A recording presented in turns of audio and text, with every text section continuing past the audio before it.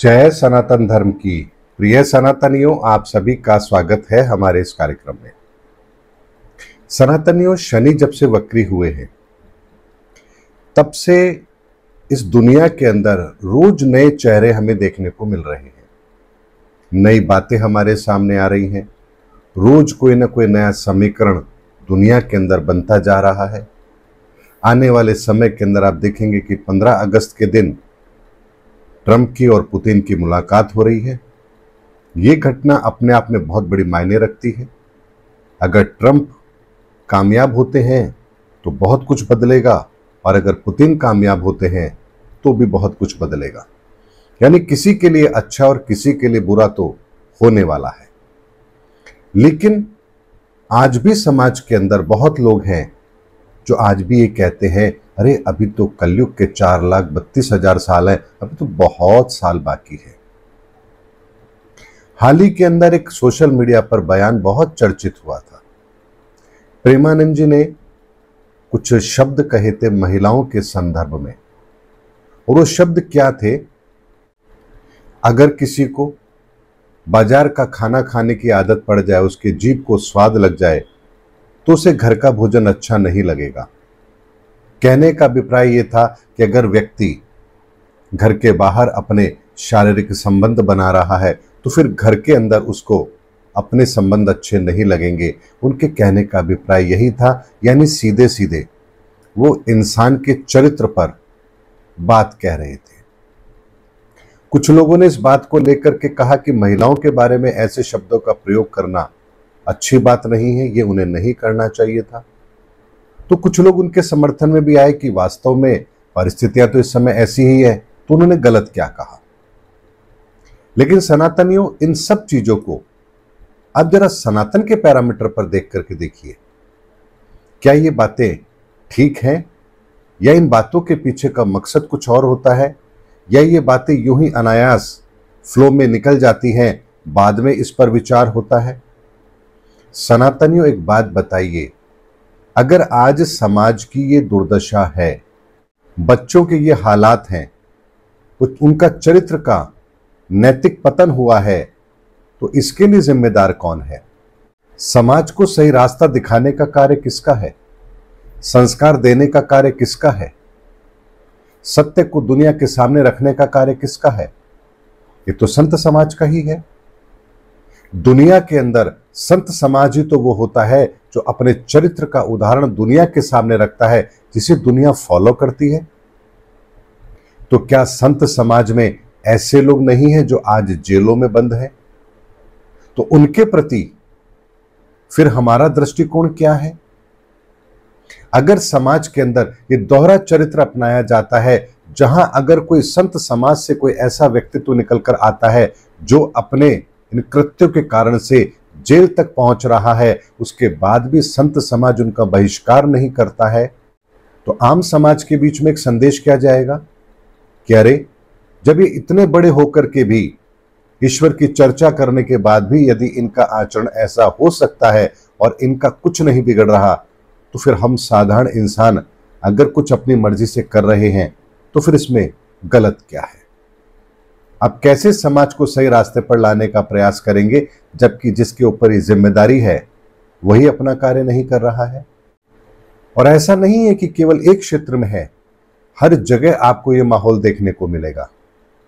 व्यापार जो किसी देश की उसकी आर्थिक प्रगति का मुख्य स्रोत होता है, वहां अब मिलावट और बेईमानी अपनी चरम सीमा पर है। सरकारी नौकरी भ्रष्टाचार का केंद्र बिंदु है। यानी कोई व्यक्ति अगर सरकारी नौकरी चाहता है तो उसके पीछे उसका मकसद होता है कि यहां ऊपर की कमाई तो बहुत मिलेगी। अपनी मनचाही पोस्टिंग के लिए आपको पैसे देकर के वहां आना है और वहां बैठकर फिर अपनी उगाई करनी है। तो क्या ये व्यवस्था समाज में नहीं है?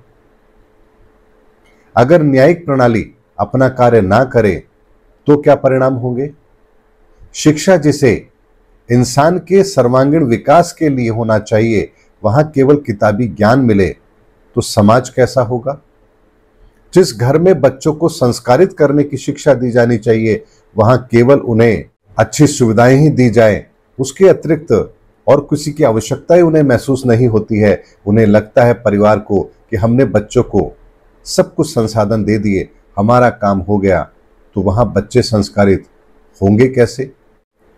जिस समाज के अंदर बुजुर्गों की अहमियत ही समाप्त हो जाए, वो समाज पर बोझ लगने लगे, तो आप उस समाज की क्या कल्पना करेंगे? जहां धन कमाना ही एकमात्र पर्याय रह जाए और उसके अतिरिक्त सब कुछ व्यर्थ है, तो फिर ऐसी मानसिकता का इलाज क्या रह जाता है? जो प्रक्रिया इस संसार के अंदर सबसे महत्वपूर्ण है और जिसके द्वारा आने वाली एक नई पीढ़ी का सृजन होता है, वो प्रक्रिया केवल देह आकर्षण तक सीमित हो जाए, तो आप क्या कहेंगे? यानी पाणी ग्रहण संस्कार जैसी प्रथा हमारी केवल और केवल रिलेशनशिप पर आकर के सिमट जाए, तो आप उस समाज के पतन के बारे में क्या कहेंगे? जिस समाज के अंदर मांस के लिए गायें कटती हो, उस समाज के लिए आप क्या कहेंगे?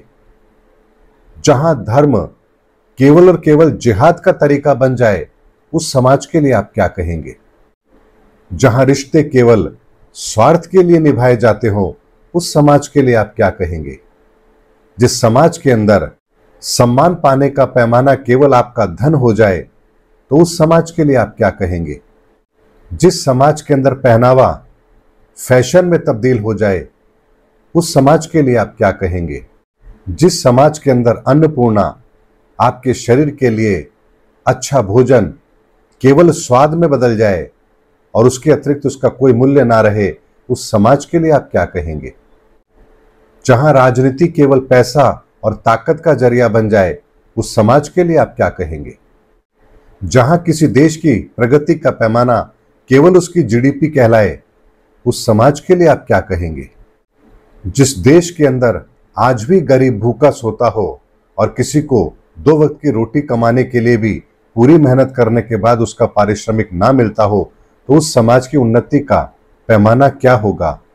सनातनियों, मैंने वो बातें आप लोगों के सामने रखी हैं जो सच हैं, हमें पता है, लेकिन अब हम इसे स्वीकार ही नहीं करते। हमारी नजर के अंदर इन चीजों का होना ना होना अब कोई मायने नहीं रखता। मायने रखता है तो केवल ये कि मेरा भला हो रहा है ना, बाकी सब चलता है। तो ऐसे समाज की व्यवस्था और जो परिस्थितियां हमारे सामने हैं, क्या आपको लगता है कि कलयुग अब भी 4,32,000 साल रहेगा?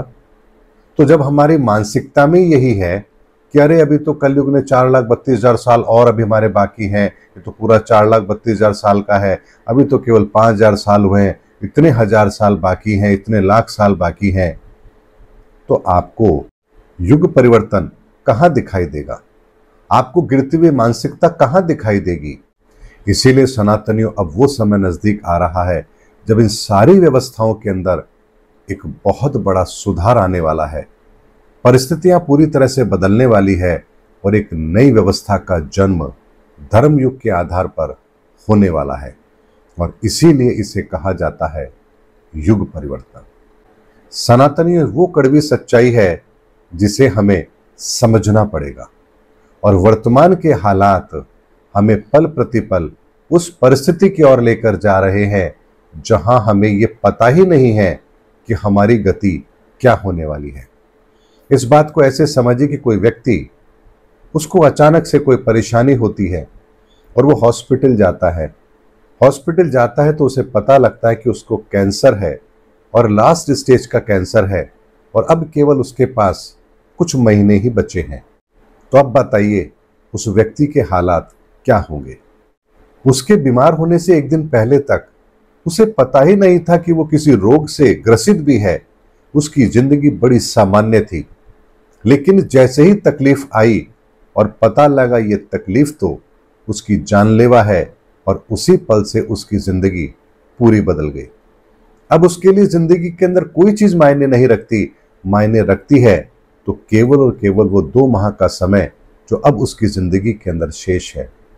अब उस व्यक्ति से पूछा जाए, बताओ तुम्हारी योजना क्या है, तुम क्या बनना चाहते हो, तुम क्या करना चाहते हो, तो उसका एक ही उत्तर होगा कि मैं केवल और केवल इस वर्तमान परिस्थिति से बाहर निकलना चाहता हूं। कोई भी मुझे ऐसा रास्ता मिल जाए जिससे मैं अपनी इस परेशानी से बाहर आ जाऊं, मुझे मेरी इस बीमारी का इलाज मिल जाए, बस इसके अतिरिक्त मुझे और कुछ नहीं चाहिए, तो क्या यहां उसकी मांग गलत है? सनातनियों, इसी तरह से इस संसार के अंदर भी बीमारी बहुत पहले से चली आ रही है, लेकिन हमें पता ही नहीं है। लेकिन अब वो समय नजदीक आ गया है जब इस बीमारी का प्रत्यक्ष लक्षण हमारे सामने आने वाला है, और तब दुनिया को पता लगेगा कि ये बीमारी तो नाइलाज बीमारी हो चुकी है, और अब इस नाइलाज बीमारी के लिए हमारे पास अब समय शेष ही नहीं है। तो अब आप बताइए, दुनिया किस चीज की मांग करेगी? दुनिया केवल एक ही चीज की मांग करेगी कि हमें इन परिस्थितियों से बाहर निकलने का कोई रास्ता बता दे। बस केवल हमें वो रास्ता मिल जाए जिससे हम इन परिस्थितियों से बाहर निकल जाएं और अपनी जिंदगी को बेहतर बना लें। इसके अतिरिक्त फिर इस दुनिया की कोई पुकार होगी ही नहीं, और यही कुछ आने वाले चंद समय में होने वाला है। यानी अब तक जो इस समाज की स्थिति है, उस स्थिति को हम नजरअंदाज करते आ रहे थे, लेकिन अब ये एक भयंकर महामारी के रूप में हमारे सामने आने वाली है, और ये वो परिस्थिति होंगी जो एक साथ हमें चारों तरफ से परेशान करेगी। और उसी परेशानी के अंदर हर व्यक्ति अब यही करुण पुकार करेगा, हे ईश्वर, हमें बचा लो इन परिस्थितियों से, हम अब इस संसार के अंदर और यातनाएं नहीं सहन कर सकते। तो सनातनियों, एक बात को समझ लीजिए, बात साधारण सी नहीं है। युग परिवर्तन एक शब्द है, लेकिन इसकी प्रक्रिया बहुत ही जटिल, बहुत ही गंभीर और बहुत बड़े परिणाम देने वाली होती है। इसीलिए सनातनियों, अपने आप को तैयार कीजिए धर्म युग में प्रवेश करने के लिए। अब समय बिल्कुल भी शेष है ही नहीं। उम्मीद करता हूं सनातनियों, मेरा वीडियो आपको जरूर अच्छा लगा होगा। अगले वीडियो में आपसे फिर भेंट होगी, तब तक हमारे चैनल पर बने रहिए। जय सनातन धर्म की, जय धर्म युग की, जय सनातन विश्व।